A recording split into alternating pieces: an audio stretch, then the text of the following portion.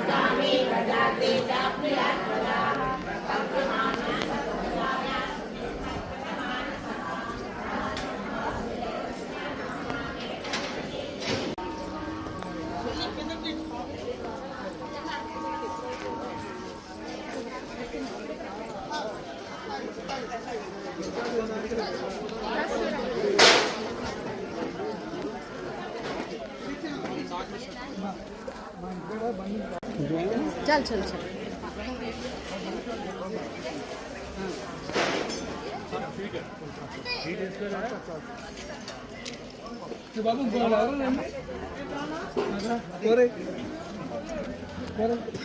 అలాగే మా ఒక్కసారి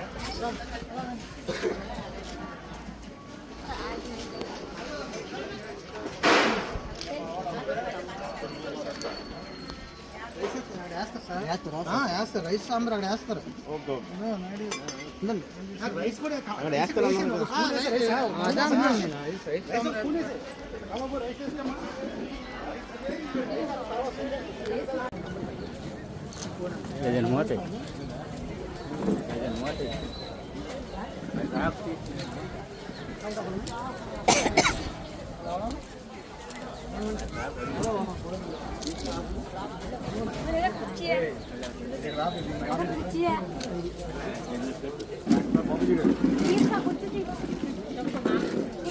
ఏంటిలా ఇక్కడ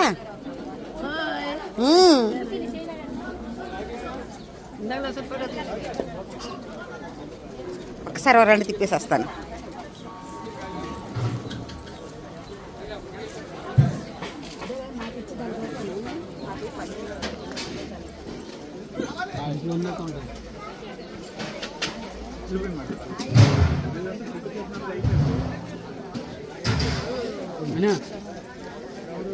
దాచేసుకున్నాడు మొహం.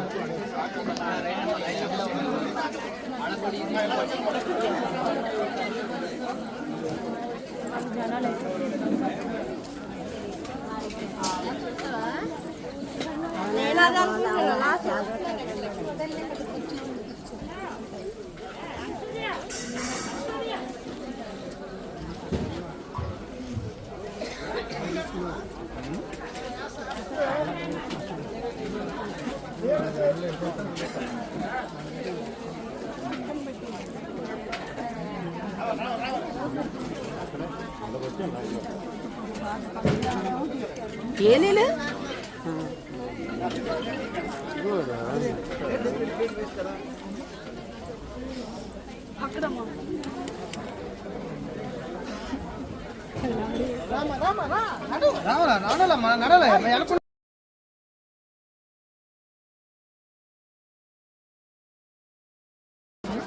వద్దంటే వచ్చాం.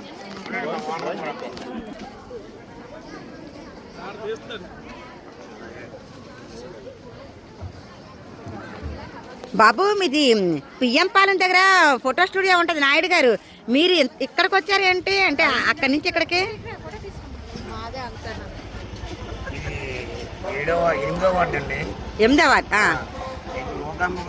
ఫేమస్ బాగా ఏరియా అంతటి వార్షికోత్సవం సందర్భంగా అన్నసందర్భం జరుగుతుంది. వారు అన్నసందర్భం చేస్తున్నారు. అందుకోసం ఈ ప్రసాదం సేకరించడానికి వచ్చామండి.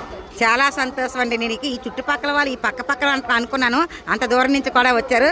అయితే అమ్మవారు మీ ఆశీస్సులు మీకు అందరికీ కూడా దక్కాలని కోరుకున్నాను. కటాక్ష. Okay okay okay okay.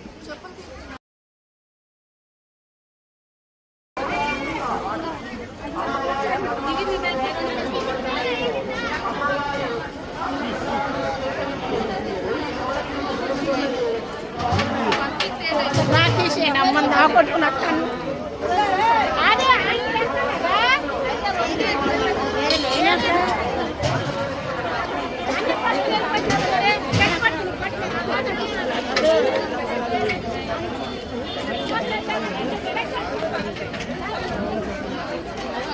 గుర్తు ఏ మిస్ అయిపోనువా